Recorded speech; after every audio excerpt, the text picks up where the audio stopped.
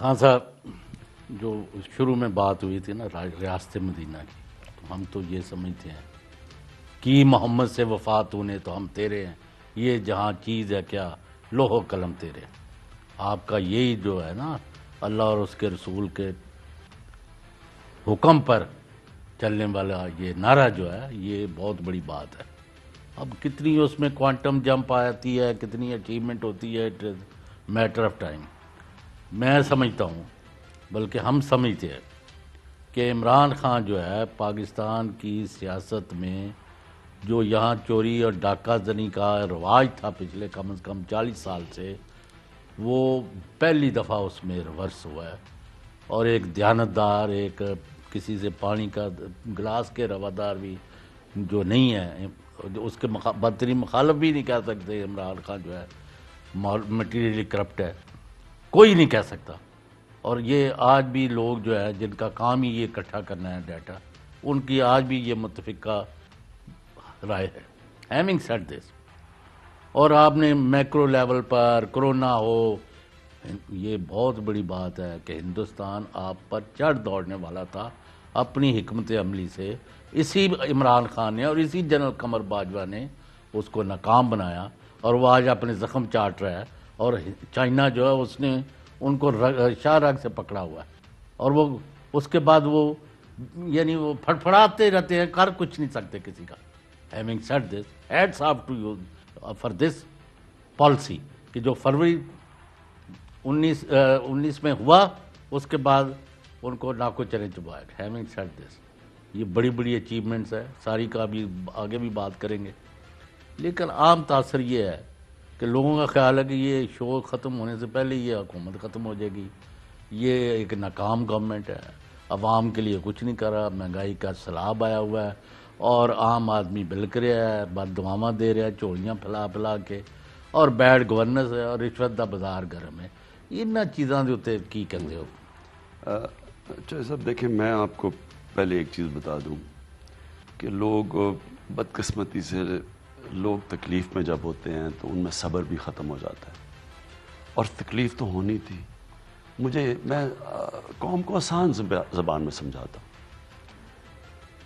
ایک گھر ہے، گھر کے اندر افراد، 2-3 افراد اس گھر کو جوا کھیلتے ہیں، شراب پیتے ہیں، پیسہ لٹا دیتے ہیں، گھر کو مقروض کر کے چلے جاتے ہیں اور چلے جاتے ہیں۔ اب وہ جو گھر کے فرد بچ جاتے ہیں وہ کیا کرتے ہیں؟ اگر انہوں نے گھر کو ٹھیک کرنا ہے تو صرف 2 طریقہ ہے جب سے اللہ نے دنیا بنائی ہے: خرچے کم کرو، آمدنی بڑھاؤ۔ آمدنی بڑھانے کے طریقے سوچو اور خرچے کم کرتے جاؤ، تاکہ آپ قرضے نہ لینے پڑے، کیونکہ ویسے کوئی قرضے دینے کے لیے تیار ہے۔ اب وہ گھر والے بیٹھے ہوئے ہیں، کبھی کوئی کرایہ مانگنے آ رہا ہے، کبھی کوئی کہہ رہا ہے جی آپ نے سودے کے پیسے نہیں دیے، کبھی کہ جی اسکول کی فیس نہیں دی، تو گھر مشکل میں تو پڑا ہوا ہے نا۔ اب اس وقت میں آپ گھر کے لوگوں کے پاس جا کے مائک لے جائے کہ جی بتائیں جی، اب وہ آپ یہ جو آپ کے پاس آئیں، بتائیں جی یہ ان کی کیسی کارکردگی ہے، تو وہ تو بیچارے روئیں گے نا، مارے گئے، لٹ کے، یہی ہوں گے نا، کیونکہ آپ پہلے مرغی کھاتے تھے، آپ دال پہ آ گئے ہیں، پہلے 2 روٹیاں کھاتے تھے، 1 روٹی پہ آ گئے۔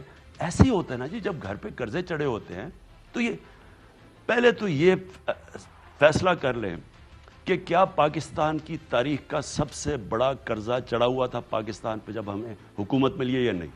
آپ اپنے موبائل فون کے اوپر گوگل کر لیں کہ بتائیں جی پاکستان کا سب سے بڑا قرضہ تھا یا نہیں؟ اندرونی قرضہ، فسکل ڈیفیسٹ، سارے کہیں گے ہیں۔ وہ فگر تو جھوٹ ہی نہ بولتے، حقائق تو جھوٹ ہے نا، وہ تو حقائق ہے۔ بیرونی ملک سب سے بڑا قرضہ تھا یا نہیں تھا؟ وہ آ جائے گا فگر کہ جی 20 ارب ڈالر کا ہمارا کرنٹ اکاؤنٹ ڈیفیسٹ پاکستان کی تاریخ کا بڑا۔ تو جب یہ آپ کو پتہ چل گیا، اب یہ سوچ لیں کہ جب آپ یہ گھر کو ٹھیک کریں گے تو وہ گھر ایک تکلیف سے گزرے گا۔ یہ ہو سکتا ہے کہ آپ مقروض گھر ہو اور وہ جناب ایک ہی دم ایک نیا آیا جی، نیا پاکستان بٹن بنایا، ایک دم گھر ٹھیک ہو گیا۔ یہ ساری دنیا کے اندر جب ایسے حالات ہوتے ہیں، وہ دنیا وہ ملک مشکل وقت سے گزرتا ہے۔ تو پہلی یہ چیز۔ دوسری چیز، مدینہ کی ریاست، کبھی میرے جو میں سب دیکھتا ہوں نا کہ میں زندگی اب کیسے گزارنی ہے، میں صرف اور صرف نبی صلی اللہ علیہ وسلم کی، صلی اللہ علیہ وسلم، جو انہوں نے ہمیں اللہ نے قرآن میں کیا ان کی زندگی سے سیکھو. تو ان کے اوپر سوچتا ہوں کہ انہوں نے کیا کیا. آپ پہلے 5 سال اٹھا کے دیکھ لیں مدینہ کی ریاست, پہلے 5 سال دیکھ لیں, اتنے مشکل وقت سے وہ گزرے. جنگ خندق کے اندر اپنے پیٹ پہ پتھر باندھنا پڑا, یعنی لوگوں کے حالات تھے, کھانا نہیں تھا, حال کیا تھے ان کے. جنگ احد کے اندر تقریباً تباہ ہونے لگی تھی امہ, جو جنگ احد میں ہوا, جو غلطی ہوئی. پھر اندر منافقین گھسے ہوئے تھے. یہاں کم منافق, یہ منافقین ہی تو اور کون ہے اندر, جو منافقین اندر سے اسٹیٹ کو کر رہے تھے. خطرہ صرف باہر سے نہیں تھا, اندر سے بھی تھا. تو ہمیں یہ نہیں ہے. تو میں تو یہ سوچتا ہوں, لیکن 5 سال کے بعد صبر کیا لوگوں نے, اور وہی دیکھتے دیکھتے اصلاحات آنی شروع ہو گئی. آہستہ آہستہ ٹھیک ہوتا ہے. ایک سسٹم جو خراب ہو جائے اس کو ٹھیک کرنے میں ٹائم لگتا ہے. اب بیوروکریسی ہے ہماری. میں جو 30 سال سے یہ گن ڈالا ہے بیوروکریسی میں, سفارشی بھر دی ہیں, کیا میں آتے ساتھ ہی کوئی بٹن دباؤں گا وہ ٹھیک ہو جائے گی؟ یہ پروسیس چلتا ہے, یہ چلتا رہے گا آہستہ آہستہ. تو قوم کو میں کہتا ہوں کہ آپ ہمارے ساتھ کھڑے ہوں. کیا عمران خان کوئی اپنی فیکٹریاں بنا رہا ہے, کیا وہ کوئی پیسے بنا رہا ہے, کوئی باہر فلیٹ لے رہا ہے, کوئی میں اپنے رشتہ داروں کو نواز رہا ہوں.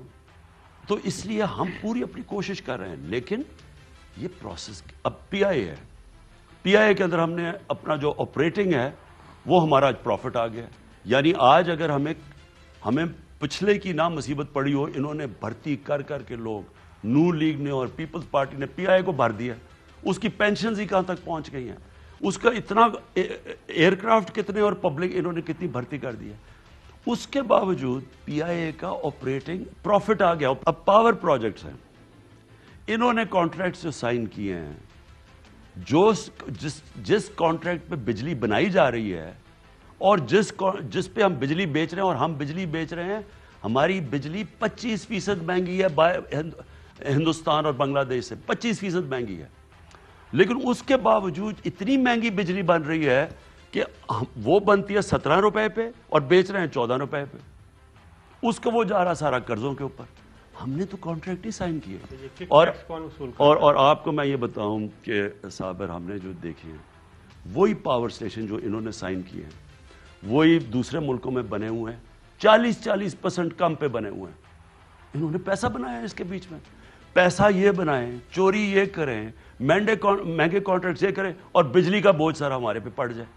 سو وہ دیکھیں تو اس طرح. اب گیس کا ہے, انہوں نے گیس کا کانٹریکٹ سائن کیا قطر سے. اس ٹائم پہ جو گیس تھی قطر پہ جو بک رہی تھی, اس کا دیکھ لیں, اور انہوں نے کانٹریکٹ کتنے پہ سائن کیا, بیچ میں انہوں نے پیسہ بنایا. اس کے بعد آج 15 سال کا کانٹریکٹ کر دیا.